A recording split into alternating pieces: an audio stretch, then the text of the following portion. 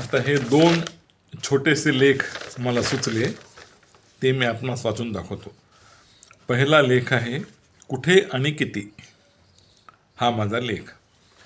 आजकाल मोबाईलवर आपण पाहतो, दररोज अनेक प्रकारच्या सूचना दिल्या जातात. हा मेसेज पाहू नका, ती लिंक ओपन करू नका, इकडे क्लिक करू नका, तुमच्या बँकेतले सगळे पैसे म्हणजे तुमचे बँक बॅलन्स सगळं नील होऊन जाईल वगैरे वगैरे आपणास सांगून सावध केले जाते. त्याप्रमाणे आपण चालतो तर बरेच धोके टळतात. सरकार नेहमी जनतेची काळजी घेते, हे खरे आहे. पण काही लोकांना असा संभ्रम पडतो की माणसाने आता कुठे कुठे सावध राहावं, खबरदारी तरी किती घ्यावी, लक्षात तरी किती राहील. फसवाफसवी करणारे महाभाग वरच्यावर नवनवीन मार्ग शोधून काढीत आहेत. असं इतकं पावलोपावली माणूस जागरूक राहू शकतो का? नाही. पहिला उपाय शोधेपर्यंत लगेच दुसरे संकट, त्यातून सुटेपर्यंत पुन्हा नवीन तिसरे संकट, असे अनेक धोके निर्माण होत आहेत. विस्मरण होणे हे तर नैसर्गिकच आहे.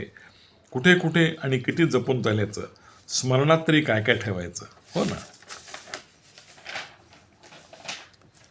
आता हा माझा दुसरा लेख. त्याला मी नाव दिले वडाचं तेल. वडाचं तेल. नोकरीमध्ये आपल्याला अनेक प्रकारची वेगवेगळ्या स्वभावाची बरीच माणसं भेटतात. काही अधिकारी लोक असे असतात की ते काही कारण नसताना ज्युनियर लोकांना त्रास देत राहतात, अकारण. पण आपण जणू त्याचे कारण शोधून काढले तर फार आश्चर्य वाटते. हे जे सिनियर मोस्ट किंवा अधिकारी लोक असतात डिपार्टमेंटमधले, त्यांना एकेकाळी त्यांच्या सिनियर लोकांनी त्रास दिलेला असतो. त्यामुळे ते असं वडाचं तेल वांग्यावर काढत राहतात. त्यांचा इगो एकेकाळी असा दुखावला गेलेला असतो. त्यांची चूक नसताना देखील त्यांची मानहानी झालेली असते. वरिष्ठांकडून त्यांना बोलणे खावे लागलेले असतात. मग ते त्याचा अशा प्रकारे बदला घेत राहतात. त्या भडव्याने मला नेहमी असे डॉमिनेट केले, कारण नसताना मला अशी अपमानास्पद वागणूक दिली. आता मीही तसंच करतो, तसंच वागतो, याचा बदला घेतो, अशी त्यांची प्रवृत्ती बनून जाते आणि इतरांना ते विनाकारण छळत राहतात.